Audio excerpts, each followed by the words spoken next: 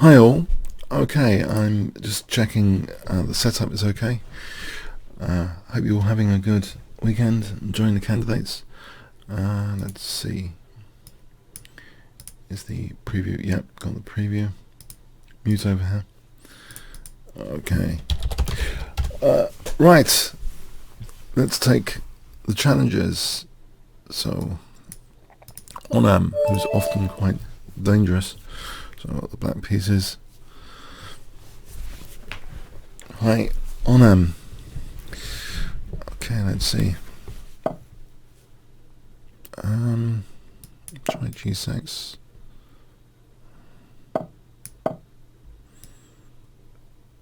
I wonder if he would take on C5 here or play D5. Alright, okay. I think this might be the critical test to play D takes C5. Might be, but we got a sort of Benoni type position now. Yeah, this looks like a pretty standard maneuver. Knight D2 to C4.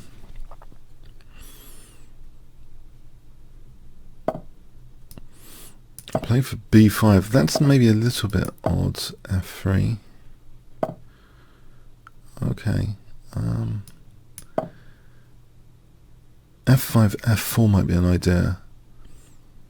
If I can get a grip on the dark squares, F5, F4, or is that too weakening? Maybe it could be a bit too weakening. In fact, I don't like his control of B6.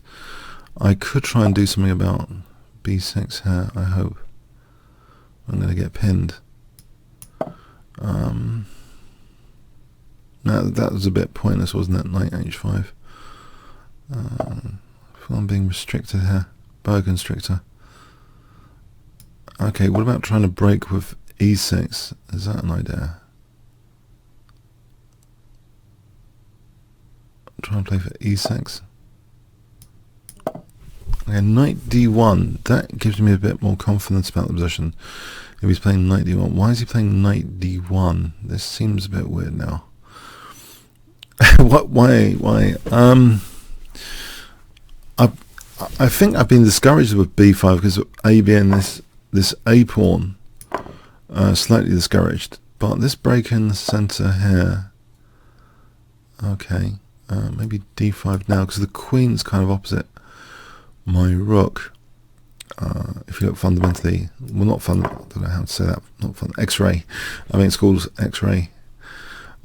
Going right through here from the rook to the queen, kind of X-ray vision through the walls. So, like Superman. So, let's see. Bishop D4 might be an idea as well. At the moment, yeah, there's a bit of a congestion pile up. Oh, okay, I think Bishop D4 or not. I don't like this pin particularly. Hold on. Let's support that. He's got Knight B6 as well. Am I getting murdered because of this pin now? That's really unfortunate if that's the case. If I played... He's got C4 coming. I think I should stop C4. So it's at the cost of a pawn, but I don't want to lose a piece. I thought I was the one with the tactics, but no, it's getting more than tricky here. This is just weird stuff. So I can't move my queen yet. Okay, at least I've stopped his C4. I might be able to unpin with a check here. So bishop C4 check. No, I'm pinning. Okay, pinning soon, I hope. I mean, I've got the check coming. Have a knight bishop C4 check. So bishop E3 I can take. Yeah, I've been set quite a few tactical problems here. I thought this was just a bit weird, the rook coming into the game like that. But I shouldn't be losing a piece, should I? The check should surely save the day, I hope. Okay, I'm just a pawn down. Because he stopped my knight b6. Queen a5, he just wins that piece. Alright, I'll take the queens off here. Take this off. It takes this off, I guess. I can take my pawn back. Hang on. So I haven't even lost the pawn yet. I can take a pawn. Why can't I take that pawn? Bishop e3. I'll take that pawn, I think, and go back to avoid the mating nets, which might, once some escape squares are taken, there's automatically mating nets to worry about in chess. So okay, his rooks are both coming to the 7th rank. How would I do this? I think I could put a rook on f6. Decision points.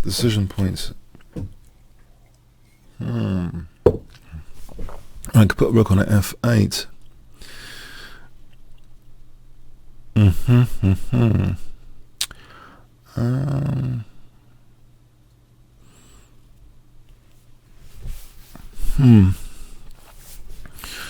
One or the other. Okay, I'll put a rook on f8. I'm thinking I could take here and then play rook a8 after. Oh, I think that was a mouse step, which helps me. I think rook e7 was more to the point. Oh well, it always puts me under huge pressure. Okay, thanks, Onam. I'm sure he's much better than his rating. Okay, Peter M1. I'll try b3. I've had a bit of luck with b3 recently. My quest for dynamic aggressive positions, I've realised that actually b3 in general gets me to dynamic territory with a much greater guarantee than, say, the Smith-Morra Gambit lines. I've come to that conclusion in my recent Blitz games, very recently, that I can get more dynamic play sometimes with b3. In fact, there's an absolutely crazy gambit I've been playing with near 100% success. I'm going to show you. It starts off with sacking a pawn just to open up the diagonal. Okay, he hasn't accepted that. Okay, we're not testing that. It's like a 2-pawn gambit. But it hasn't been tested. Maybe in another game in this session. I've kind of I think I've invented it. I don't know, unless I've seen it in a master game and I completely forgot about it after. There's a 2-pawn gambit I'd like to show you later, if the situation arises. Now bishop h4, and there's always g3, right? Okay, so my bishop's like nice on the diagonal here. I think it's already pretty nice on the diagonal. G3, g4. G4, bishop G2, gaining a bit of space, because as long as I've got a key on D4 here, I think D4 might be in black's favour to play D4 structurally, if he can play D4 with enough pieces to support that. Okay. Bishop, knight G4, HG to stop bishop H4, I think I can get away with. I think I can get away with this. I'm not going to get pinned yet, am I? With bishop h4. Knight g4, hg. Right, now I've got a position, it's emerging, where I think this is quite comfortable from an attacking perspective. If I've got g5 coming up, or f5. But g5, he can undermine with f6, h4, fg, hg, bishop g5. This pin, this new pin, is annoying. So for the moment, I think I'll just hit d5. Maybe f5 should be given. The problem with f5 is bishop g5. He gets a lockdown on the dark squares if I play f5. I'm going to avoid such a lockdown. I can't really do g5 or f5 basically at the moment, it seems, for various reasons. So g5, f6. This is something there I'm missing. Oh, there might be knight d5 for bishop c4 as soon as he plays f6. Knight d5, bishop c4. Okay.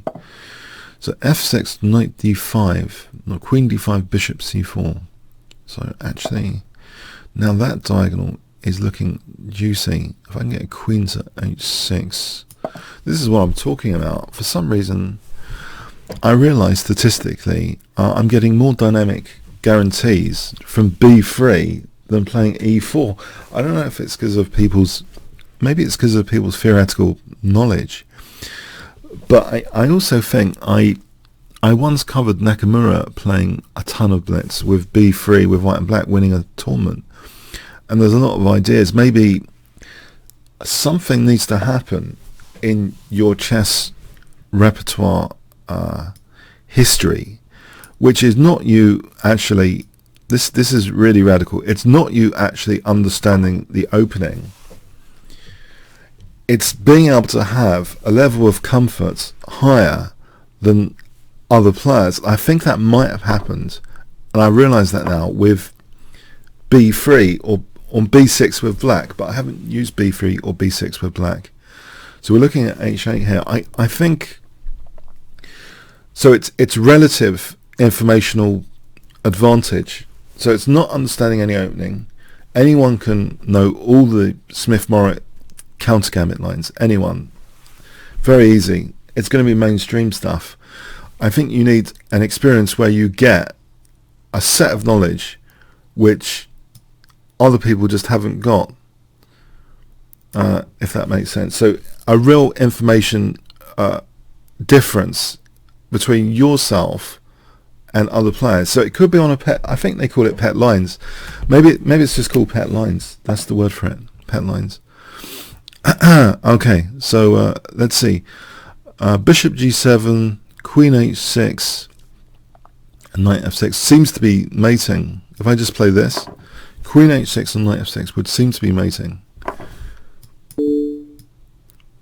Yeah, I think it might be just called pet lines actually.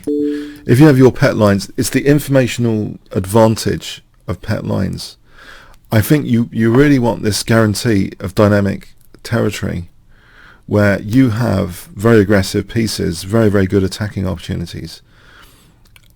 Especially if you're already a good attacking player. This is really the informational advantages. I think if you can research stuff which other people are not researching and have a massive informational advantage somehow.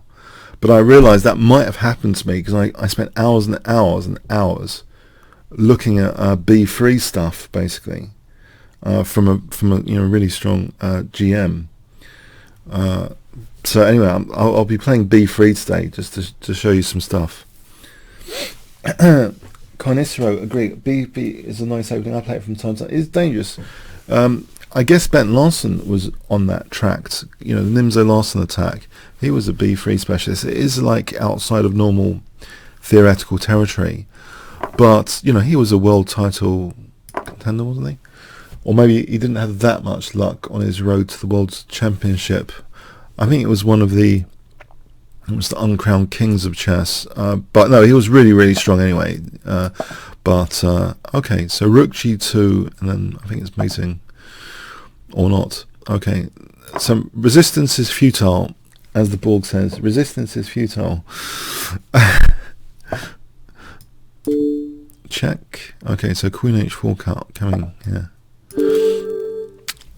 Oh, okay, yeah, an informational advantage. Thanks, Pierre. Okay, Jan Torrance.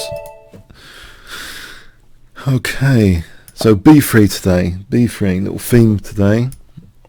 But I don't know if I've invented crazy gambit lines in this as well. I don't know if that was a symptom. But I have some. I do actually have some, which I do want to show today. I'll unveil something extremely weird. Okay. It starts with this. I don't quite understand it myself. It's not being accepted. He's not testing it. He's not testing it either. Great. Now, I am concerned about e4, knight g5, h6, knight h3, taking. I'm fractured on the diagonal. I might try the safer what looks to be a safer g3.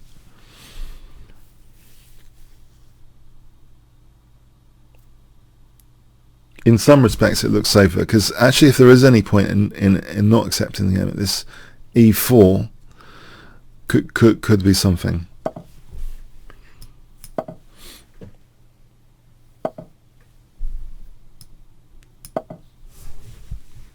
Okay, so let's see. I think this is a reasonable double fianchetto position now.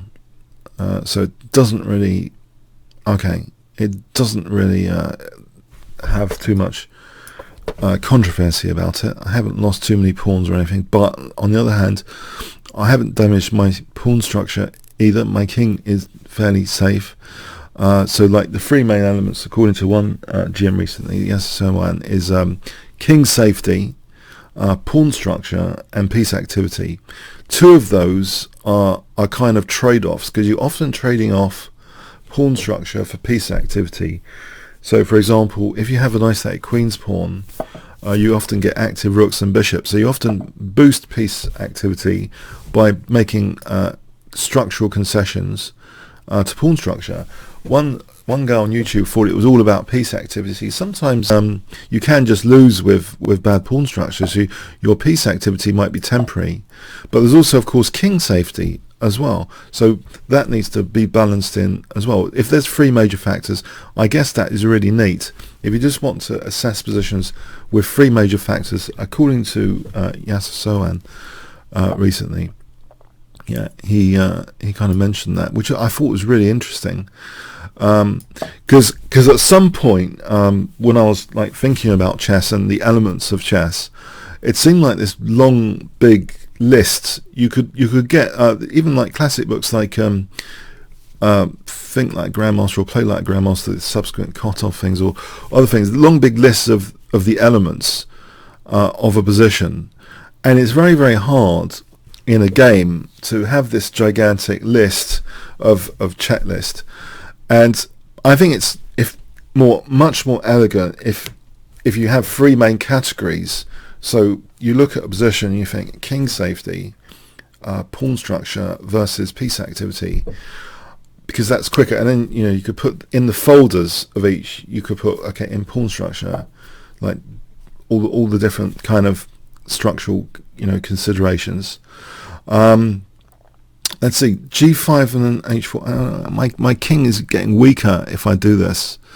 d5 seems a bit neglected here. I think I'm going to try and put some... Mind you, anytime I do that knight b4 to d3, I'm going to do this as a polite precursor to c4. To try and... I think I'm trying to do something to rupture the center here. Yeah, to try and undermine the pawn center here. Okay, if I take here, I get this sort of Sicilian defense c-file, as well as weakening the pawn center. So e4 seems remarkably weak now, but I don't have to lose my b3 pawn. I think I can just leave that weak by playing b4. If he supports that, actually there is a decision here. If I want to take a center pawn, I lose a flank pawn, but then there's pressure on a3 after. It might be better to get him to play f5, and then I can actually get that g-file. If we look at that position, king safety is sparked up a bit. Okay, here. Whoa, oh, this is getting very exciting with knight b3 now. Okay, I really think I do want to give up that pawn and get my rook out here. Actually, I'm supporting a center pawn. So losing a flank pawn for a center pawn, but this center pawn is now vulnerable. This e4 one, I think I have undermined that central pawn chain. That one looks very vulnerable. Oh, I'm not convinced by that. That seems a bit ambitious without too much evidential support. I think if I played that, yeah, that f5, okay, he might have a point. This looks like a nasty pin. No, this needs to be treated very, very cautiously. And also there's knight d2 associated with this. Well, at least this protects d2, and it protects the knight, actually. Hang on, that is... Okay, if he plays f5, he's compromising two diagonals a bit. A little bit this diagonal, a little bit that diagonal. Okay. Okay, knight f2, bishop g3, knight c3. Yeah, we could go back into this territory. He wins the exchange now. I don't think it matters now. He's weakened a few more things. So losing the exchange here, I don't think matters. There's actually knight e4 hitting. No, if that bishop wasn't there, it would be hitting g7 and the knight. So if I played e4 here, just trying to undo this bishop being protected. Well, the bishop's going to get out of the way anyway. Okay, I've got a central pawn flood here. I've got a central pawn flood. I think e5 coming up is a good idea. e5. So I lose the exchange. Well, this does look like a fantastic pawn center now. So e6, it looks like a gigantic pawn center. Okay, is there going to be a check on c5? Does it matter?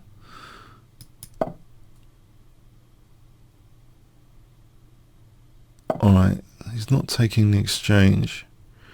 I can try and encourage him to take the exchange. I do want my queen on this diagonal, I guess.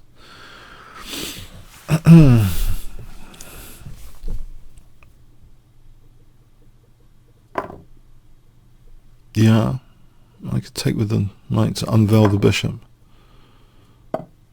Okay, I'll take that exchange then. I'll get the knight away from the glare of the queen with this one instead of knight c3. Just tactically concerned move. Okay, I'll take that. Take it here. There is rook f2, thankfully, otherwise the knight would have dropped. Alright, this rook doesn't seem as though it's going to do immediate damage. I can come back and protect the center.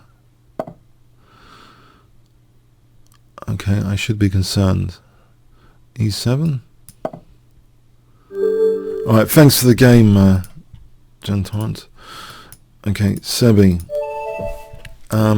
Let's try b3 again. This is the day of b3, and we're going to get this gambit for a change. No one's going to allow me to play this gambit. No one's letting me play this gambit. Okay, alright, another time. Anyway, I've got a point here.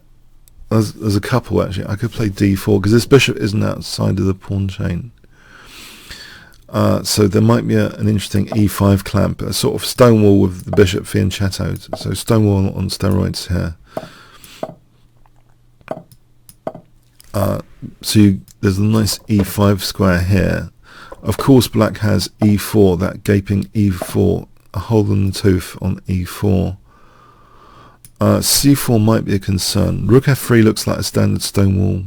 I think I'll go with a standard stonewall attack procedure. Rook f3 to h3. One of my favourite books, Learn Black Chess, by Leonard Barden, recommended the stonewall. Interesting. Alright, okay, there is an aspect of this which is interesting, that I could take that and see what happens. I'll do that because it's kind of not a brilliant bishop. I'm hoping my d4 doesn't crumble. It does look as though strategically black's done something really great to extinguish my light square bishop. Okay.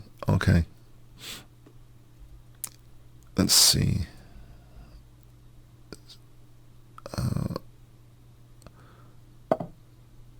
Yeah, I think I remember it's this diagonal that's weakened, but I've given up my light square bishop, so it would have been more ideal to take with the knight and have the bishop on this diagonal. I just remembered something about that. Okay. I think I've seen that mechanism in the Magnus Carlsen game recently. He did take on e4 and then use this diagonal, but I think he left his light square bishop. There's a big difference. Okay, anyway. Knight f2, f5 is kind of weakening that diagonal. We could put a bishop there or knight there later.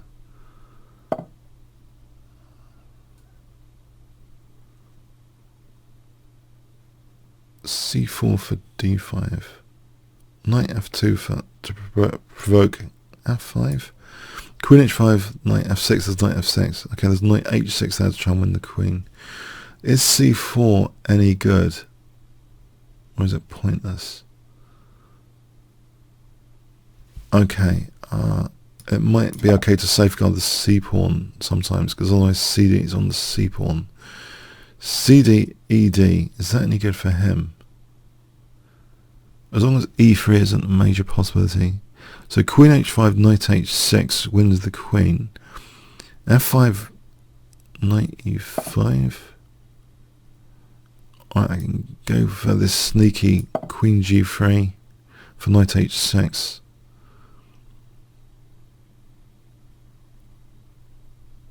Queen g3 for knight h6.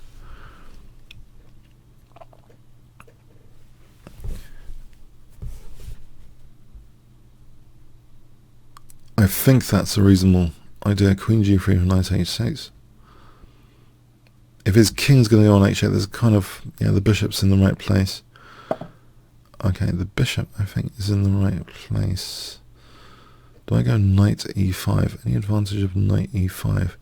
It is clawing a bit of a grip on squares. Do I take the d pawn on the f pawn? F pawn might be better. Because I think the d pawn, you could use that d file much more easily than f4. I have to factor in f4 here instead. That is dangerous as well.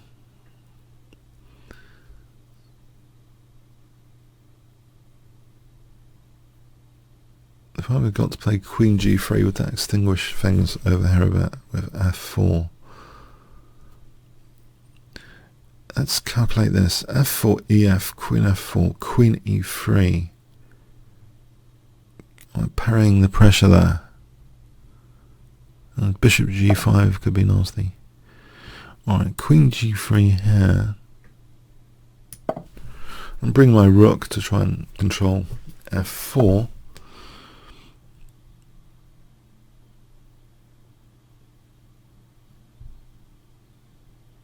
Okay, I don't mind losing the exchange on f6, rook h6 to f6, so this will be exacerbated this bishop. Knight e4 is almost on here. d5 is definitely on. I want to maximize the bishop. Well, there's e6 check. This is a killer bishop sometimes. Thanks, Sebi. Okay, Azor missed. I'm playing b3 today to show you these themes. If you want a little aggressive attacking repertoire off the beaten path with an emphasis on informational advantage, which will help guarantee you actually get dynamic positions, then this might be a really interesting thing to consider, b3. So hence the demo today. Okay.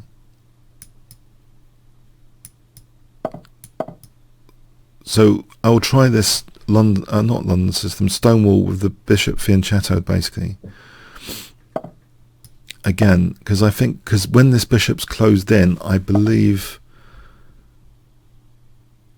Now, if I did this one or this one, that's an interesting question in its own right. Because if I did this one and he played this, I can still have knight c3 later. If I played, well, does it really matter? Yes, a knight ends up, if I played this one, he plays that, a take. I have no knight c3 later. So in a way, knight fd2, because sometimes you see that in Slav lines where they use this knight rather than that knight. I think there is a little finesse here. On the other hand, if I use this one, it's queen h4 check, which is pretty bad. So I'll use this one. Yeah. Okay. Yeah. That was entertaining, wasn't it? Okay. I think the decider is queen h4 check. All right. Okay. So the king in the centre has got to be factored in clearly. Otherwise, yeah. Okay. So knight e5. The struggle for a better placed knight, a little finesse there, doesn't pay off in that position, it seems. So knight e5, bishop e2, and I'll castle. Bishop e2. I'm threatening queen h5 myself now. Is he going to castle? So bishop e2 and then castle.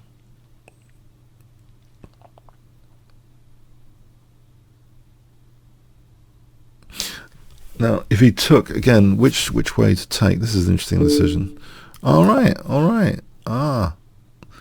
Now, if not queen f6, then queen h5. Queen f6 has to be played here, surely. I don't know, there's queen h6 as well. There's a few options. Now, g6, knight g6, there's h because the queen's protecting the rook. There's also queen g6. All right. Where do I want this bishop? Do I want it in e2 or do I want to play queen d2? I could play queen d2 here with a very sneaky idea of castling queenside if he commits to castling kingside.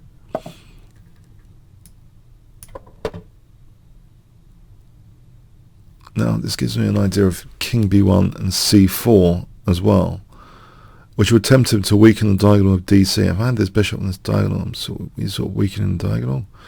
King b1, c4. Alright, he wants this exchange of bishops. So I have the option now to avoid the exchange of bishops. After bishop h3, a3. Right, d takes, again, idea of c4. Okay, the first decision, d takes or f takes. Meaning, okay, d takes or f takes. In this position, I'm wondering if d takes is better, because no, his d5 is like a rock. I don't know. F takes. It looks as though I'm not using anything on the FL. The FL is worse here for me, surely. I'll do d takes. I'll do d takes on this occasion. Even though that is a massive rock, that d5 point, maybe it's still worth playing c4 at some point. Alright, I can sneak this little bishop a3 idea if his bishop's there. If he has c5, what about c4 first, and then it's funny about c5. c4 first, then his d5 wouldn't be that strong, would it? If he had to play c5, his d5 would crumble there. So if he castled bishop a3 c5, well, there's bishop c5 as well. But if he played c5, cd, and then, right, so he plays bishop c5. Even so, okay, no, bishop c5 is unfortunately. I could play cd first and then bishop a3. Yeah. cd first and then bishop a3 to control c5.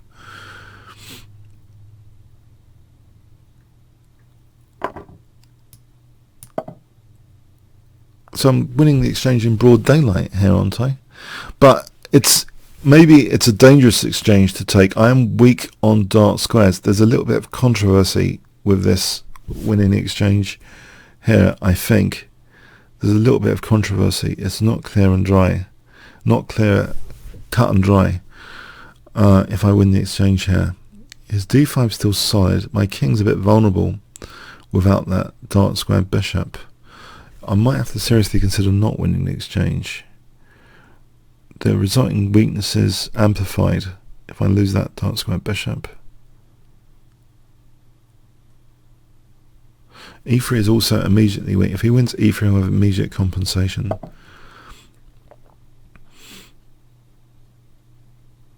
Mind you, that rook later in an endgame, if I can get away with this. If I can get away with this. There's more torture with bishop d6. Considering it's a blitz game, I think the torture levels are higher with bishop d6. But what does it really do there when he moves this rook? Bishop e2, queen c3. I could take the c file. You know what? I could take the c file. If I can have my queen here, bishop e2, rook c1, I can take the c file. His bishop will remain. Okay, I'm going to be generous on this occasion. Move the rook if you want. Okay, I'll take the c file instead.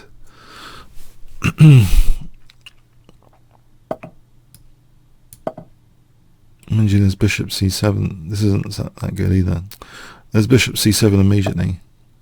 Alright, if I can get bishop b5 in, I'll be locking down on bishop c7. I mean, bishop c7, what do I mean by that? Okay, queen c3, okay, I'm not locking down things here. What about this one? Then there's bishop e3, queen c3, then there's rook c8, then there's queen d2. Hang on. This way. What about just queen c2 immediately? That's more optimal. And then rook c1. I really just want to take the c file, basically. So rook c1, just double the rooks. This looks pretty straightforward plan to try and evolve some sort of advantage here. If that rook's kind of misplaced, if I improve that rook slightly misplaced here. So bishop b5 here.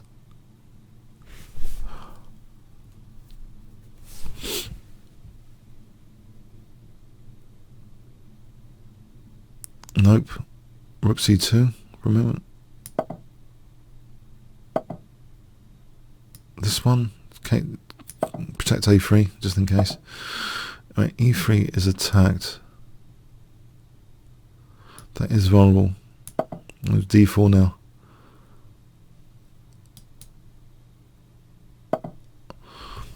Right, there's bishop b5 here trying to break down that c file for rook c8, rook f8.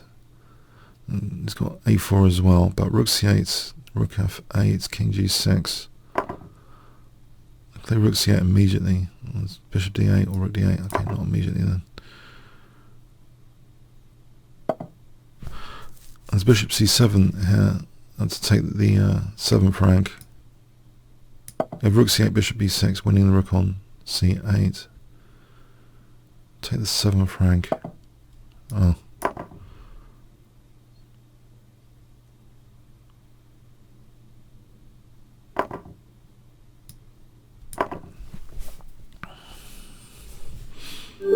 Right, thanks to the game, as I missed. Okay. Glumpy.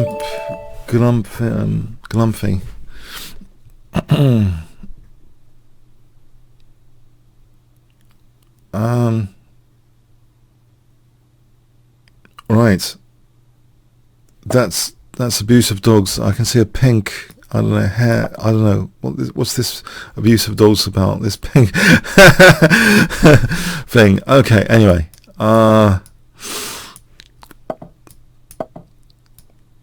Okay.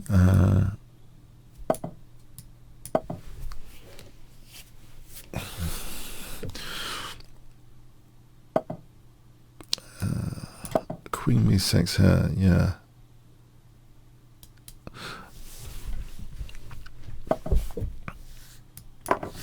This is intriguing. Can I not just win a centre pawn already? What is this bishop b5 and bishop back? It's breaking the commandments of the opening. It's moving a piece twice. But there's a bit of dynamic play there for a moment. But e6, I don't know. I'll test it. e6 or knight f6. Knight f6, there's e5, then knight d5. So I'll go with e6 for a moment. Knight e7, then castle, knight e7 and then castle. Do I get away with this?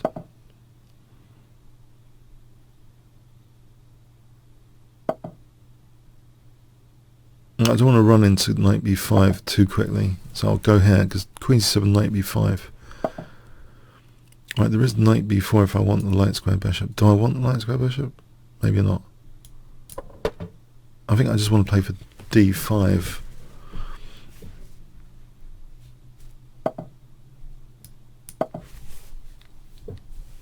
This guy's wondering if he's going to be active later. He is. Okay. So there might be knight b4 taking and then bishop f5 in fact to win an exchange at this rate. Or just bishop f5 here winning an exchange. The bishop shouldn't have worried. It was saying that, hey, am I going to be imprisoned in this pawn structure? But no, he's just immediately come out and scored a goal. It's like someone on the side benches coming out and immediately scoring a goal. Well done. Okay.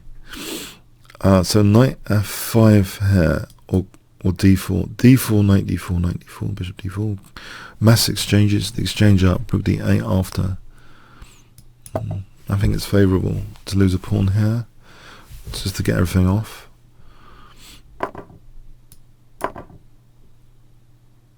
Because I was already a pawn up anyway, so also sacrificing a pawn just to be the exchange up.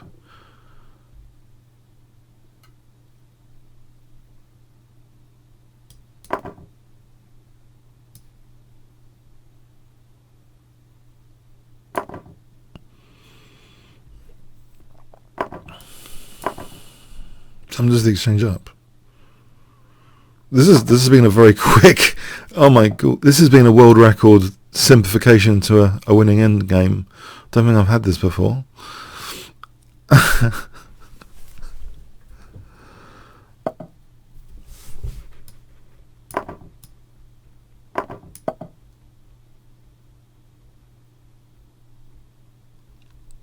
Going straight into a pin, which picks up another pawn, basically, because I have time for rook a2 now, at least.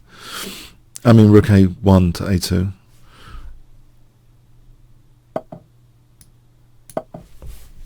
Which means this pawn will be one of these guys is going to enjoy queening, I think, after. Yeah.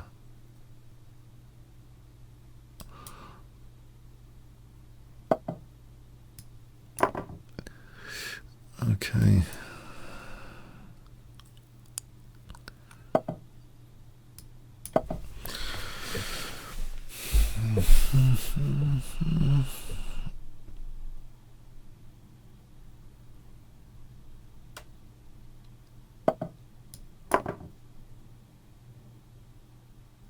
I think I can just take off here, and I think even with my endgame skills I can win this endgame.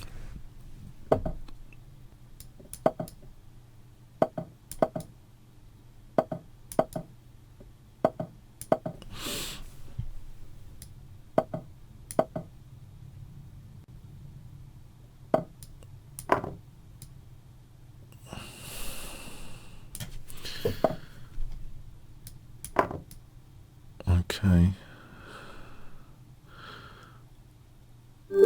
Thanks.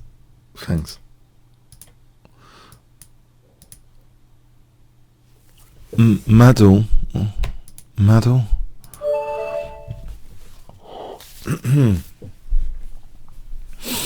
It's still not out. It's still not that warm here. Still not that warm. I was hoping for a big temperature increase. Never happened. Okay.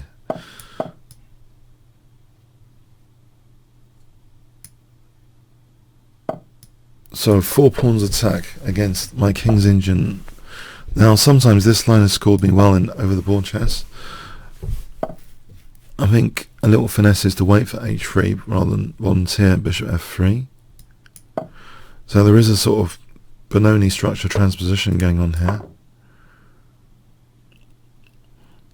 which I think is somehow more favourable because of the f pawns moved. Somehow the Benoni with the f4 of the 4 pawns attack is slightly more in black's favour, generally speaking. To go for this structure is pretty standard, I think. To wait for h3 to take here to weaken the dark squares a bit more.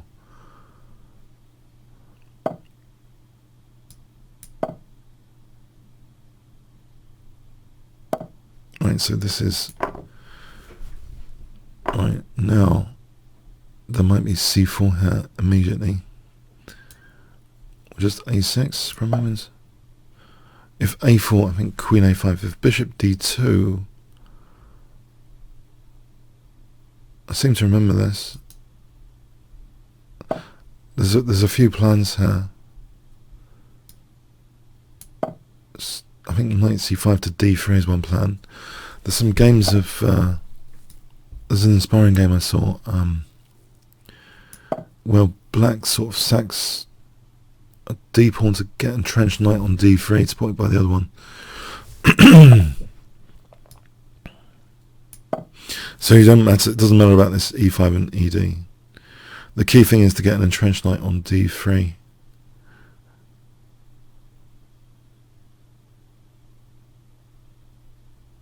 So knight d3, knight d7, knight c5.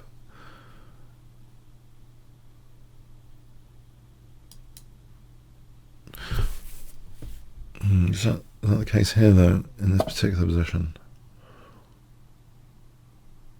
I could try it.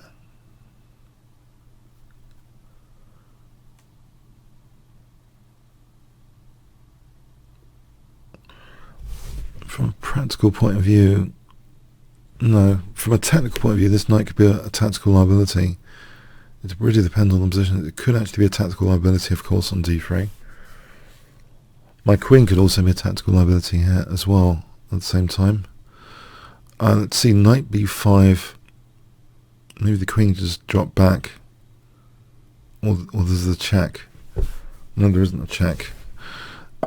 Maybe the queen can just drop back here. Rook c8. Okay.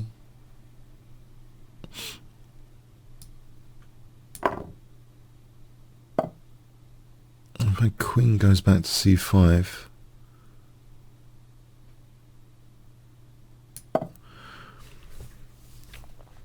This is going to be a rook d3 to look forward to at some point, maybe for white. With this pin's pawn. So the bishop moves, it's almost threatening, well, it'd be threatening to play rook d3 at some point. I'm threatening the b2 pawn, so it might be logical to play bishop c3.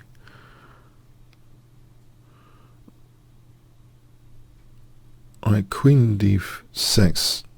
Takes. Queen f4 check, g3. Knight f4 is also to be considered. Or knight b2. Knight b2 wins the exchange there. Queen and rook forked. Alright, so queen d6 it is. So bishop f6, queen f6, rook c, queen c4, knight b2. I'm on f4 here.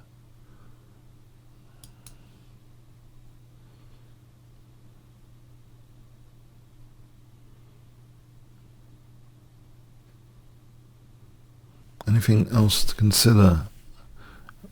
Any tactical liabilities that I'm not seeing? Okay, the main one is the knight. Okay, he's just giving me exchange there for some reason. So queen f4 check g3. I'll just take on c3 and then take on f4.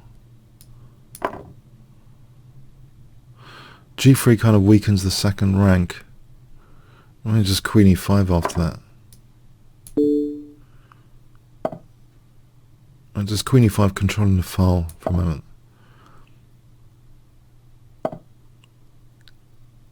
b6 to make sure these pawns don't become a nightmare. Two connected passed pawns. No, that's very dynamic. Very nice. Okay, forcing through two connected passed pawns.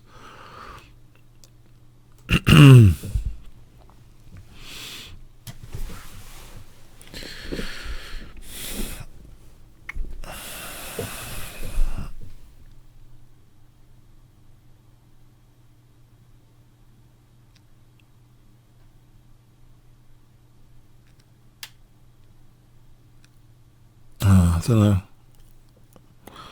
Okay, don't know. I can keep a blockade. I'll try it this way. I'll keep them blockaded and try and collect this pawn more comfortably. So rook c5, queen d6. We'll just queen d6 here for a moment. And then rook c5, rook b8. Just to keep a dark square blockade. Which also means the bishop's restricted a bit. If I can keep the blockade, and the bishop's not that liberated either. So it's the bishop connected with the two connected passed pawns, which is really dangerous. Keep the blockade for a moment.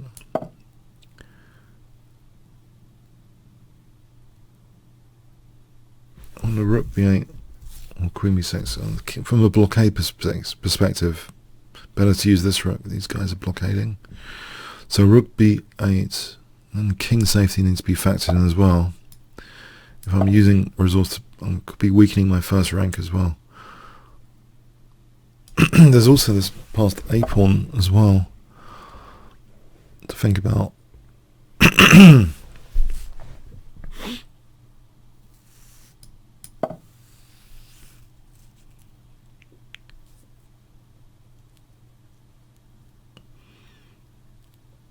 You could pin here. No, it's rook d5. If queen a3, rook d5, hitting the queen. Queen d6, queen and rook d6. So queen a3, rook d5, cd queen a3. And it's gone for that. Okay, so rook d5. This is a dangerous pawn. And there's actually two connected passed pawns again. The scenario there, though, no, that is pretty bad. That scenario. Let's forget the two connected passed pawns for a moment. Let's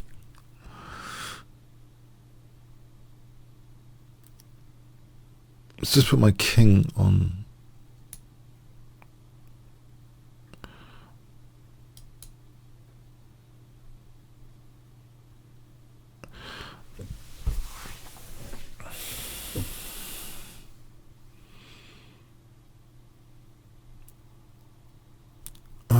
Okay, let's do it. Let's do it. Let's face it. Let's face the music. He's only got 15 seconds. I think my king might be able to walk over here. If the queens are off, my king might be able to help.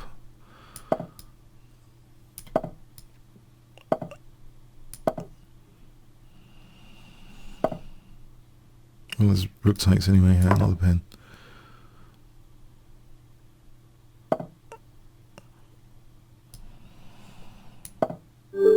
Alright, thanks. This is very dynamic stuff. Well played. Graph.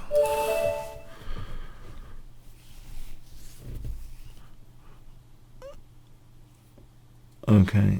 Let's see.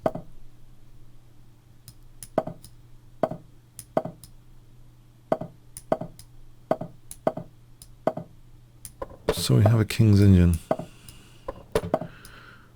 Yes, fond memories. Bayonet attack, early b4. Named after the bayonet, I think. So that's, I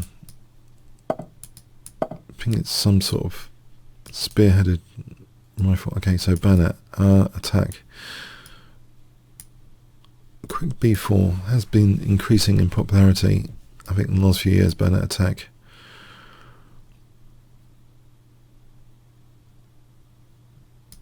King's Engine not so seen as much at high levels anyway. There's quite a few systems which give white clear advantage or small advantage, but in Blitz it's still a formidable weapon, the King's Engine defense, I believe, especially at amateur levels. So that's where the legacy of Fischer and Kasparov as well, celebrating the legacy of Fischer and Kasparov, both King's Engine enthusiasts in their time. Right, so g5, knight g6, g4. This is sort of King's Engine pawn storm. So speed difference of my king side attack versus his infiltration on my queen side. I can try and slow down things. Sometimes this is useful to slow down things. Might be useful here. One key attacking and defensive move to look forward to is rook f7, sometimes defending c7 and aiming for an attack later.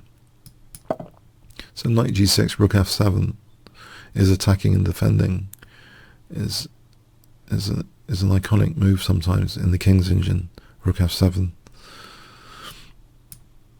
So knight g6, rook f7, bishop f6, rook g7,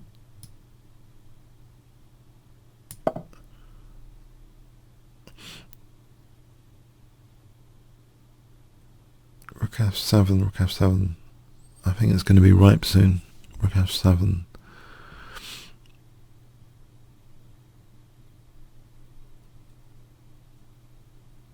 Rook f7, knight h4 is also tempting.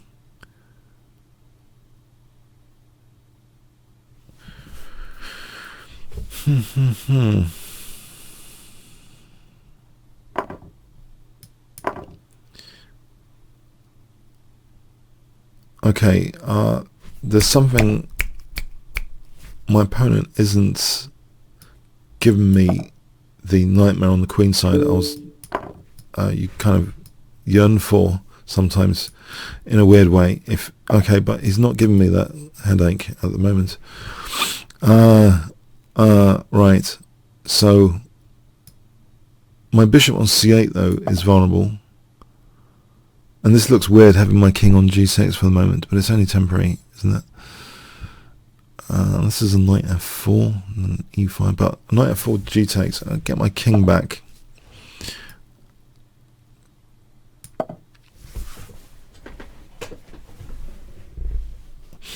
Knight b6, isn't that just winning the exchange? I just realised, okay, that's just winning material. Oh crap, hang on, no, hang on. The problem with knight b6, I can just take it.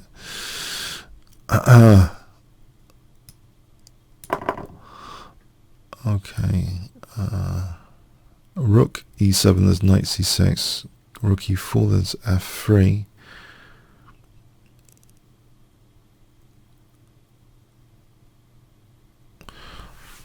Maybe just give up the exchange here with queen e7. What about just f3, bishop f5, fe, bishop e4? No, I don't want this e5 to happen particularly. Can I just get my king together? Yeah, the knight away from this diagonal, basically immediately. If e5, knight d5, I can handle that pin there, I think, with bishop e6, queen b3, bishop e6. And should I mind this? I'll take queens off. Put the king back for a moment.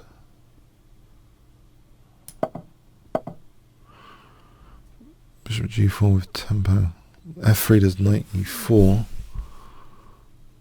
If fe, bishop e2. If fg though. Alright, just bishop d7. Is that too saying? There's e5 runs into e5. Maybe bishop g4 is the way to go. f3, just move the bishop back.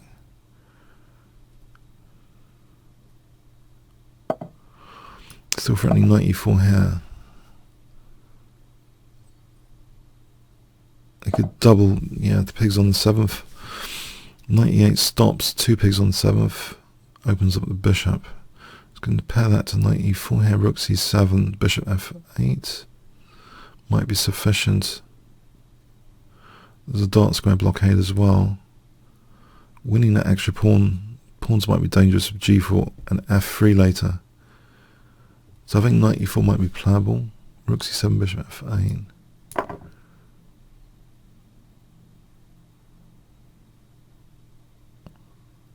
g4, fg, ensemble.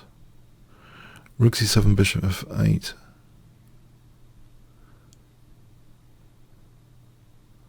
Sometimes they're more visual than effective. The rooks on the 7th, you've actually got to check on the position how effective they are. It's a very good routine idea though to get rooks on the 7th, but sometimes they're also tactical liabilities in their own right.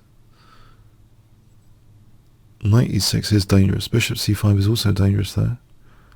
That is rook g7. Okay. Knight d6 for a moment. Kick a rook away. Knight d6.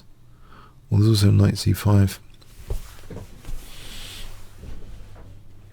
If I kick a rook away, I think I want to kick a rook away.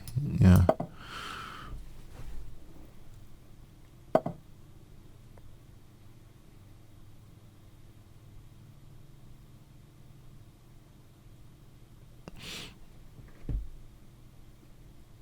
If I played bishop f7 here, stop knight e6.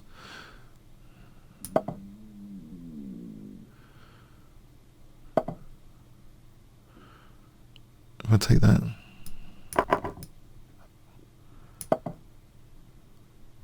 ending e7, rook e7, rook d6, check, check, win this pawn. So e7 I think is okay.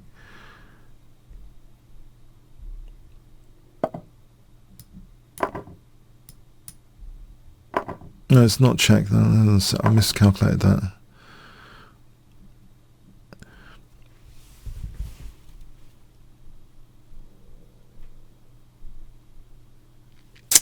Oh, that's a shame. I'll keep this pawn then.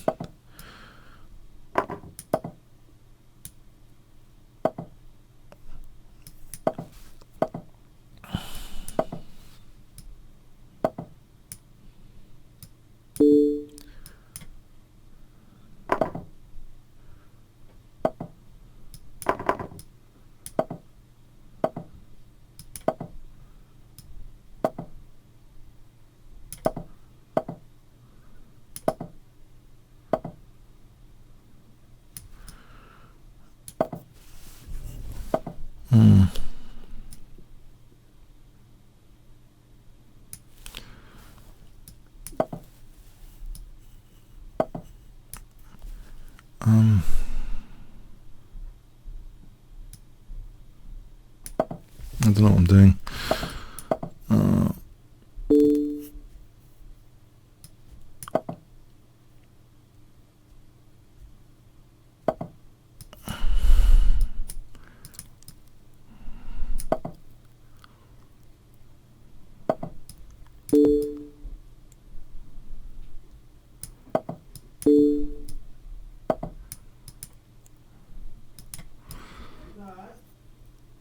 Uh-oh. Oh, I messed it up totally.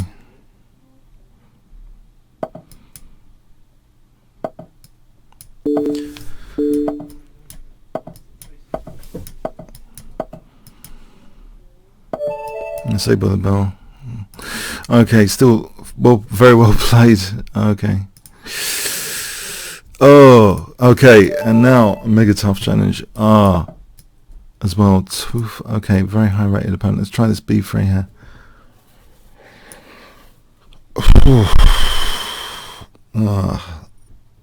Did I have something else? Where's this rook e7? Is it a bishop e7? Alright, maybe this gambit's going to be accepted. Alright, this is the crazy one. The crazy gambit. 2-pawn gambit. Finally. Except it doesn't work here. Okay. I'll try and castle queenside. I think.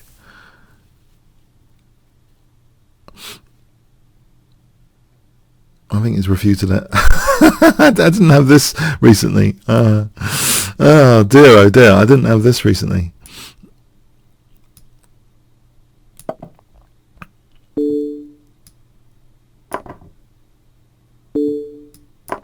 Is it? How many pawns is it now? 4. It's 2 pawns down for not much. No, this isn't what I was thinking of. There was a better position I was thinking of. Okay, unfortunately, he's just refuted it out of hand. This isn't the line I was thinking of. Crikey! This does seem to be 2 pawns down for nothing. Can I get a pawn back? No, but pawn back. Was my king unsafe?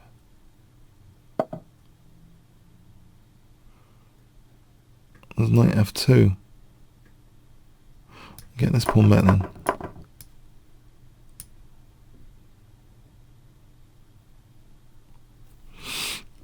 Right, it's 1 pawn down.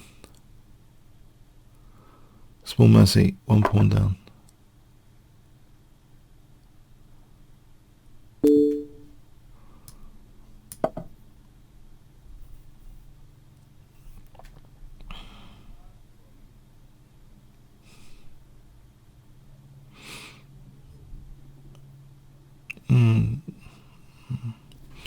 Doesn't seem that bad. Although it's a pawn down, it doesn't seem that bad.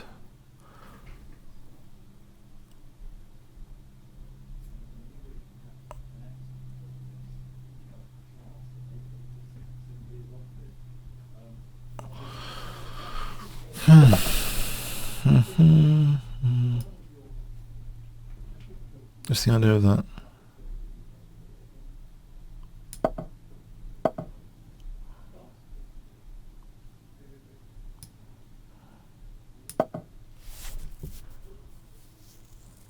Trying to foul now.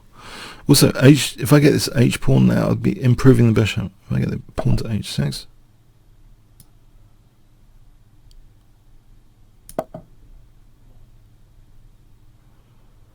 So I want to improve that bishop. So h5, h6.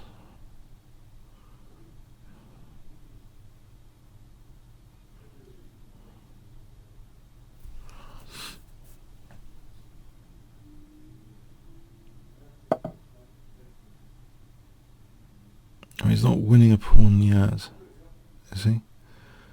That's annoying on my... That's annoying, whatever it is. I don't know what is it doing exactly. Rook e2, knight f4. Okay. I just move that.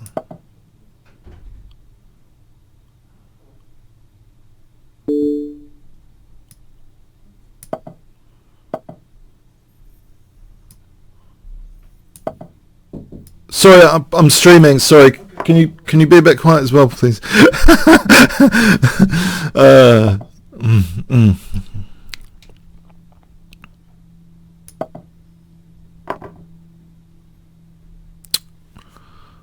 Oh, Muppets.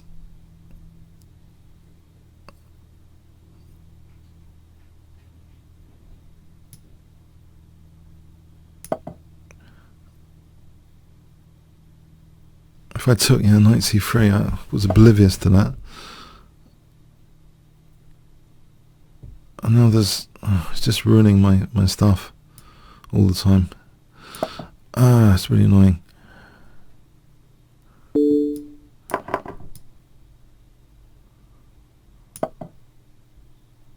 So much for my bishop. Okay.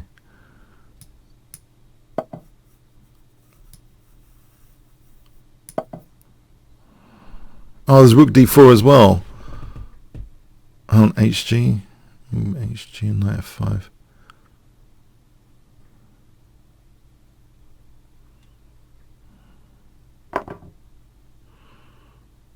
Oh, crikey, there's rook d4 now, just simplifying.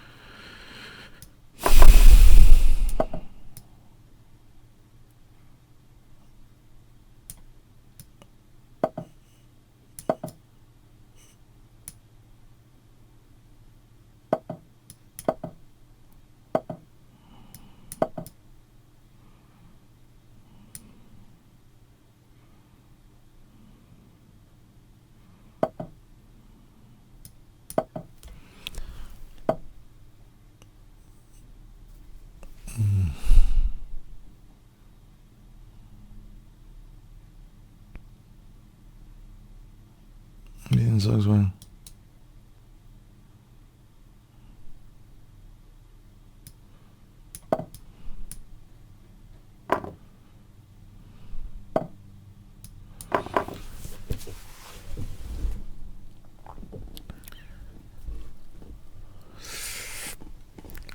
Okay, that's enough.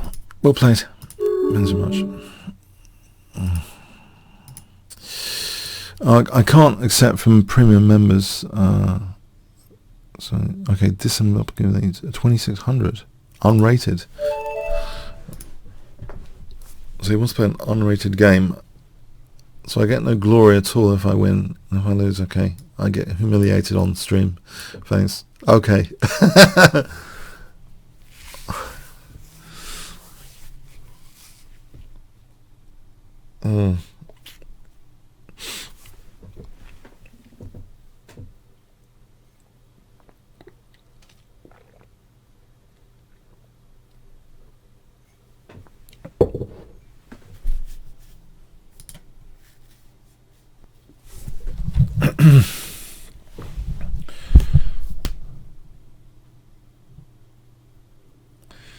Oh, okay. I think I'm gonna have bought this.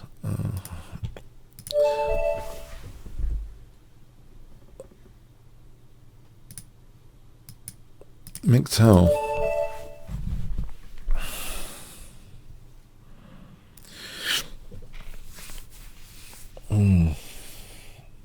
Panic. Okay, so we okay.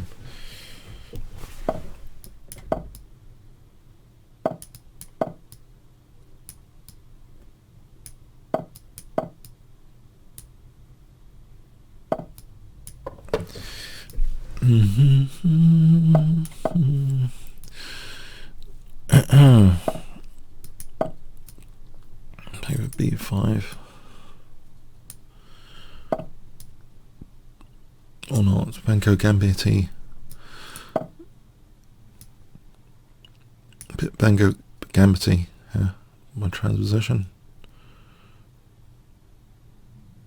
He could have played a4 if this is a concern.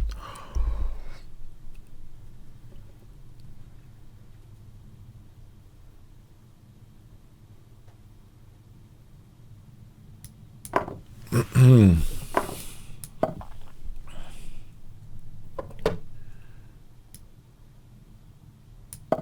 e5 might be good. Knight e5.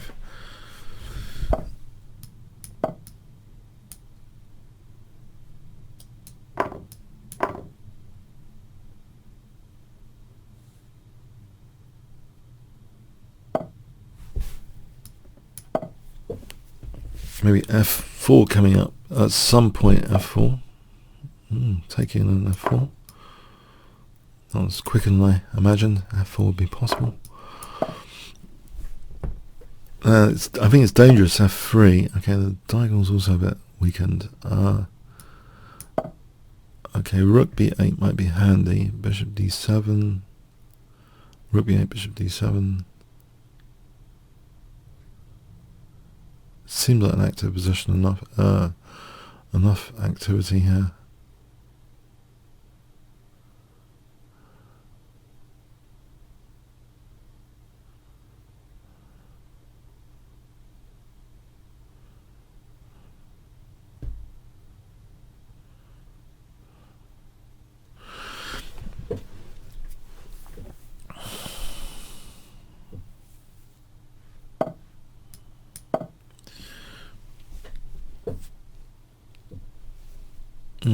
Bishop d7. Oh, hang on. Bishop a6 is a concern. Okay, given the a6 pawn needs nannying, queen. What about queen a5 here? Queen a5. Is that doing anything? What do I need to do here? Intriguing.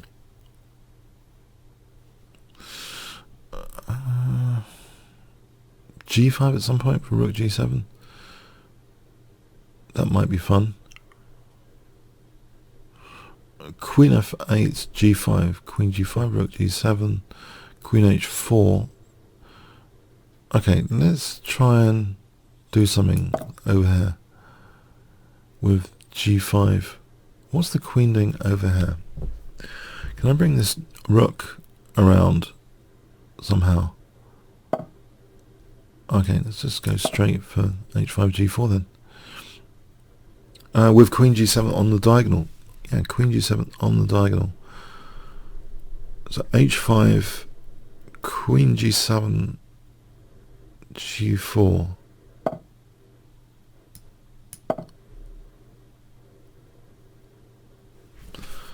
That looks like a neat position to play for g4. Queen g7, g4, hg, hg.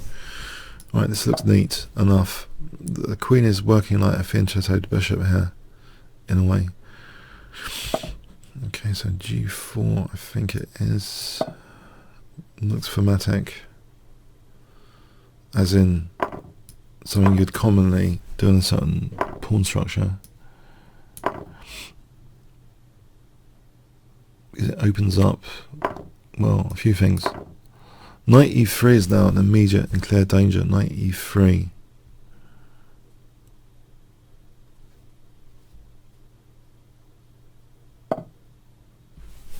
Knight e3 is yeah, it interrupts the queen and knight. Queen c3 as well.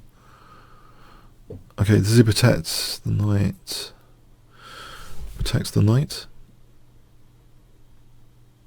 It's the only move, isn't that? To protect the knight.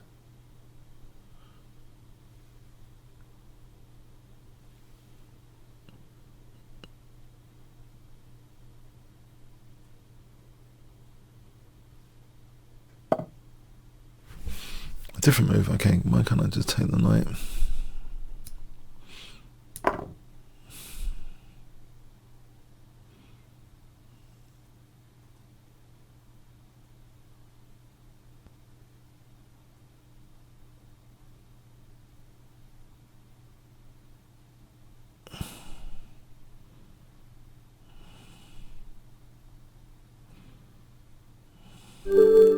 Thanks. Yeah, rook c1 was, I think, only move. That might be only move. I can't say guarantee in chess. There's so many resources in the chess position. Okay, but it looks as though rook c1 was needed. I can say that, I think. Moby chess. Hi.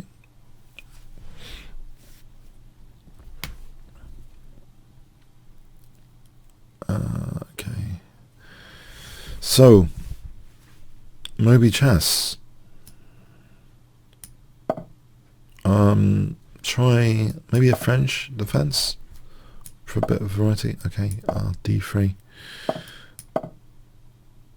Well, I do have a little system here involving nearly takes an e5. Although I should have waited for the bishop to commit. I thought the bishop would just celebrate the light squares immediately without any being Cato there.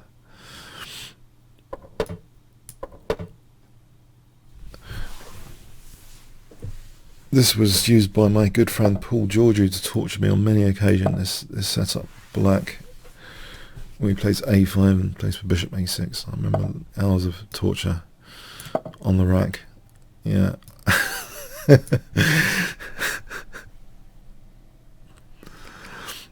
f2 could also be an issue here. Okay, so queen e7 or knight g4 immediately looks like there's serious problems after knight g4. Knight f1. I think there's bishop f2. If queen f2, there's queen d1.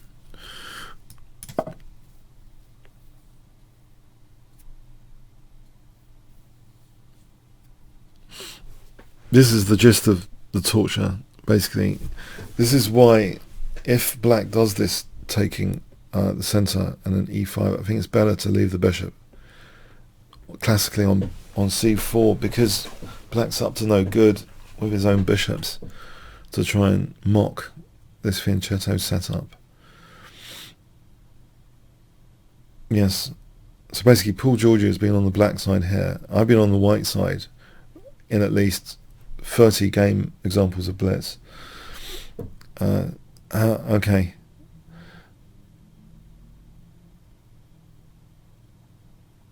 Knight f1, bishop f2, and there's queen d1 after, because there's disconnection issues.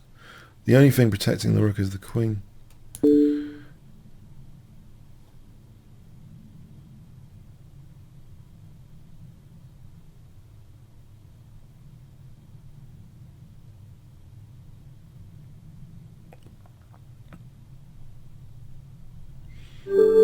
Thanks for the game, maybe chess.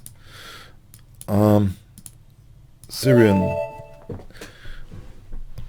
77. Okay.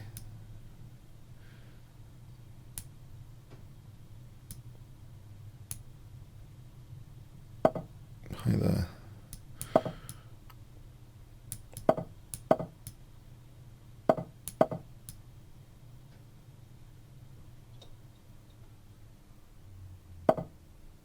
Alright, this looks okay for knight d4 coming up. I've had a lot of fun with this position recently, with queen b6 as well. Actually, queen b6 might not be the best. Queen a5 might be even more annoying potentially, but I'll try. Yeah, there is knight d5. Right, okay, I'll try this on this occasion. Queen a5. Yeah, I think on bullet I've been playing queen b6, but I think technically Andrew Martin recommended queen a5. I think here for this kind of sniper setup, which Charles Story has written some stuff on sniper system. If you want a system without too much opening theory against e4, then g6. Check out the sniper stuff by Charles Story, this British FM who wins many tournaments up north. So anyway, d6 might be okay. I think also Andrew Martin talked about this. You just pile on the pressure on the d4 pawn with bishop g4. I think that's one of the ideas. Just pile on the pressure on d4. Yeah, I think because queen b6 runs into knight d5, sometimes in bullet you get away with a lot more and there's disasters, but given there exists knight d5, you shouldn't really play queen b6 on the expectation that knight d5 might not be played. Yeah, the longer the time control, you've got to factor in the more accurate moves. Okay, so CD knight d4, CD knight d4. He has made a concession to stop bishop g4. So this might be a comfortable position in its own right now, with just taking a knight f6. It looks as though I've got a Sicilian, sort of favourable Sicilian, I would hope. This is a favourable Sicilian defence position.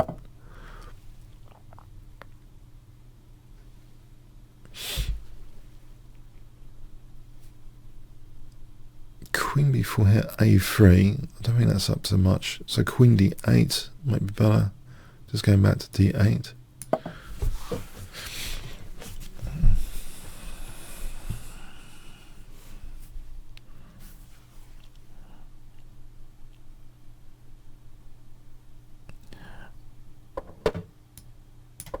Right, so here it looks as though I'm tempted just a5, a4 actually. If he ever plays a4, okay, knight b4, doesn't seem entirely quick, this. So what about just a5 here? As long as there's no e5 disaster as well. Okay, so does he play a4? Is he going to let me play a4, a3? This could be handy, even though my bishop's gone. I think this is still handy here. Right. And now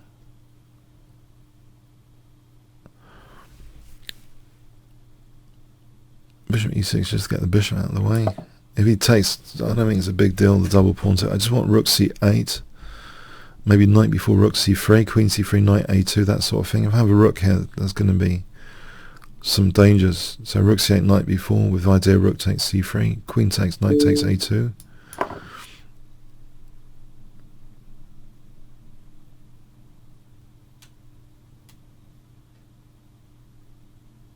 So rook c8, knight b4. Right, for the moment, I think knight h5 is safe enough. I get that f4 square here as well. Bishop e2, knight f4. So there's two things I'm looking forward to here. Rook c8, knight b4. The other thing is bishop e2, knight f4. Okay, I think knight f4 is safe enough. I hope it's safe enough.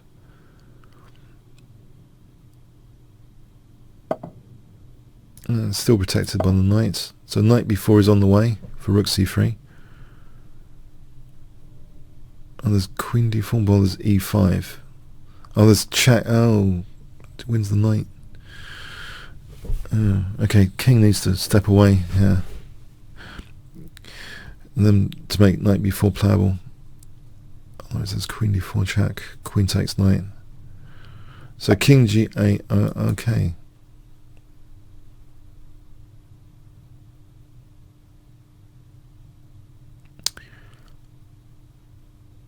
If the queen steps away, then there is knight b4 there with a vengeance. And there's also rook f2 though. Does he really want to allow rook f2 on bishop e2? There's rook f2. Oh, there isn't a check. There's a check there. Right, knight b4 here without any check. Bishop e6, rook c2 check. There's no check on my king.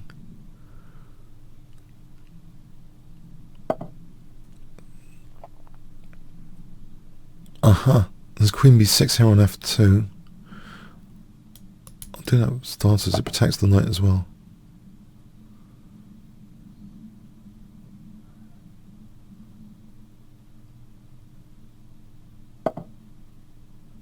Now there is a tactic with rook f2, queen f2, knight d3. Is it worth playing that? It does end up forking the rook and bishop. That whole transposition to an endgame. Let's have a look at that. If I take the bishop there, he's got weakened pawns, I think. I think that endgame's okay. Hold on, let's have a look.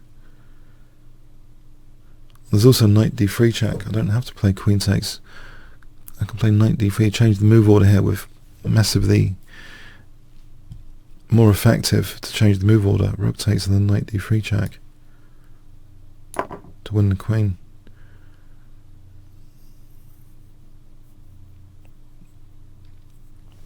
No endgame needed.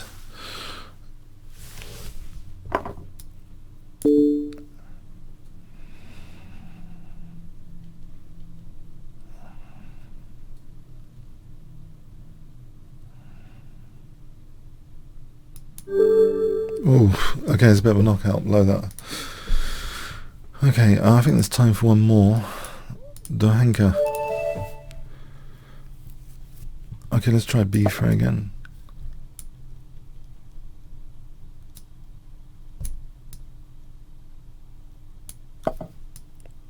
B5.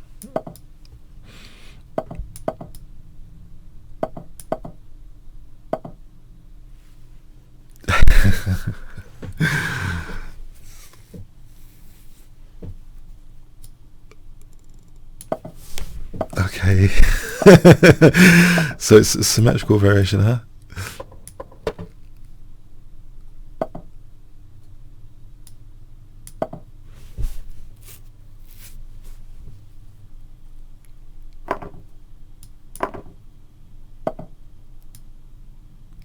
Okay, it's tasty stuff already. If I ever play C5, he gets a massive D5 square though, so that's not so tasty. 95 is D6. G3 I'm weakening the diagonal. On the other hand, is he actually taking that? If I play this, Queen F4, Knight E5, is he actually taking that? D5, Queen F4, Bishop E5, Queen can drop back to H6.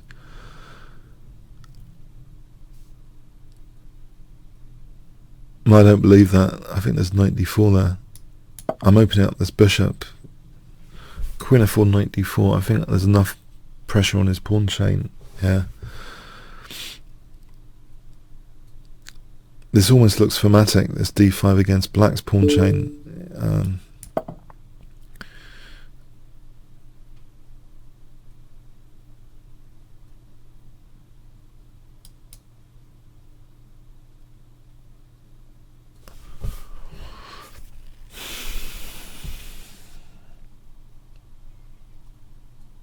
Now, okay, he has moved bishop out of the way. I'm wondering about bishop F5. Okay, also Knight D4 or Knight E5. So Knight D4, let's return back to Knight D4 and then D takes E6. So Queen H6, D takes Knight G4,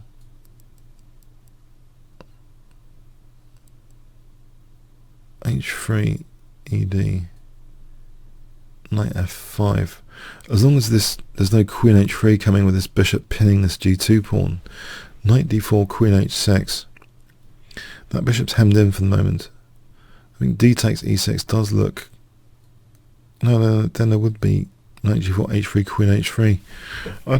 Okay, so yeah, I can't play D takes E6, which renders this whole E6 a bit difficult. So Knight E5, Queen H6.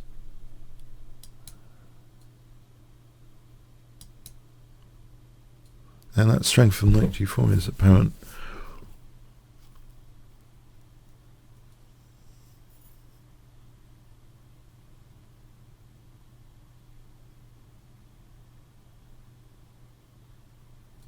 Okay, I don't want to spend too much time, but this is now tricky, isn't it? Maybe there's something else here. Knight F3, so D takes Knight G4, Knight F3 there instead.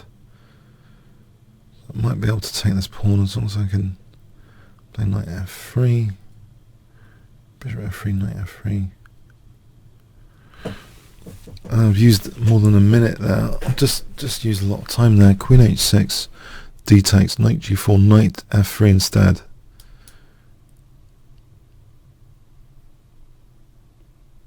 Is it worth playing through onto E6? It might be worth to mine E6 here.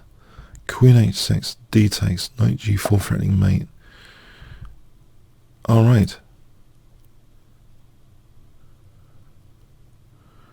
Well, again, Knight F3 here might be a good idea.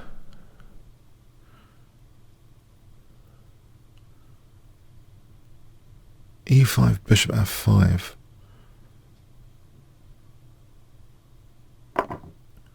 Right, bishop f5 surely.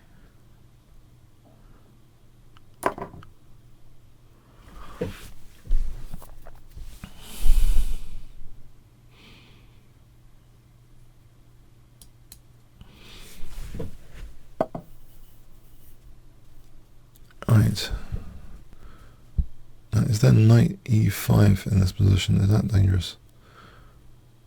Or h3 for g4? No, I don't want him pinning me anytime soon.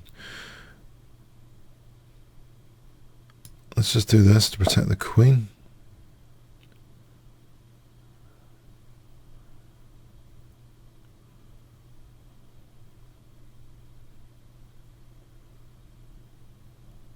Knight e4 threatens knight g3 check.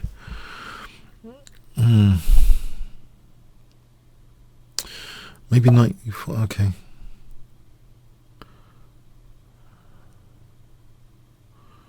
If I take that.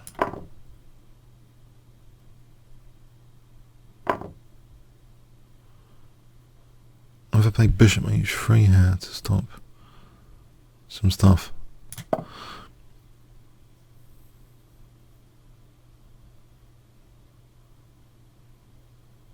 I wonder if knight e5 is... No, that's not right.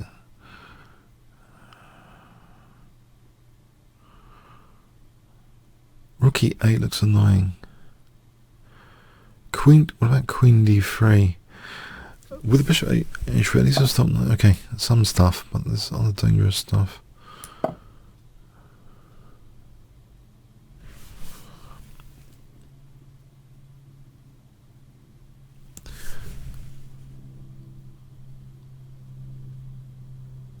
Catching up a little bit on the clock recently, but I don't like his bishops particularly.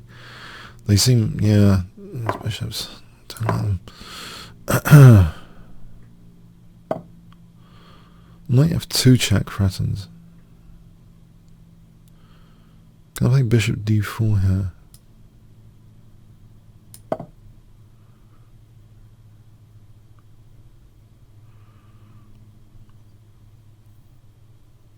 And bishop g1 might be needed. Bishop g1. Bishop g1, king g1. This position, he's kind of weakened d5 by doing the knight.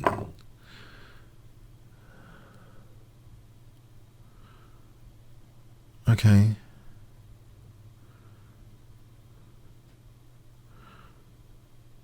Can I take with the queen here? No, I'll be getting into big trouble. Would I? Would I take with the pawn? Even bigger trouble?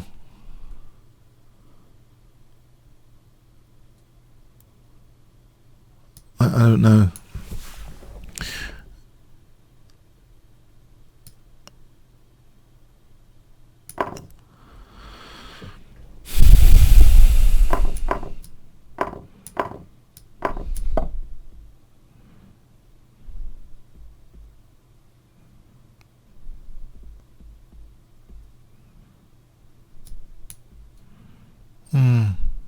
Can I take and then king g2, king f3 to try and blockade?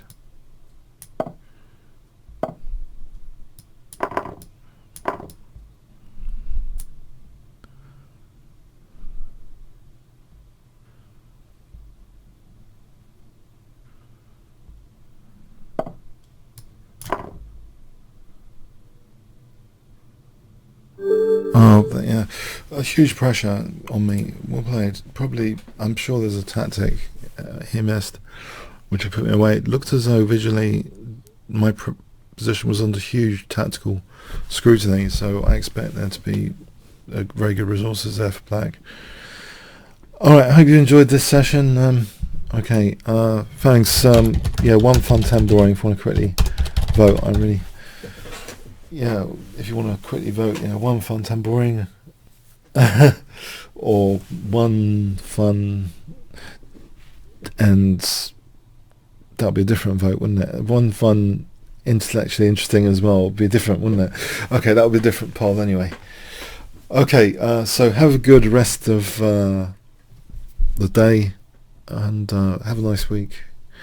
Hope you got something from this week's session. Thanks very much. Cheers then.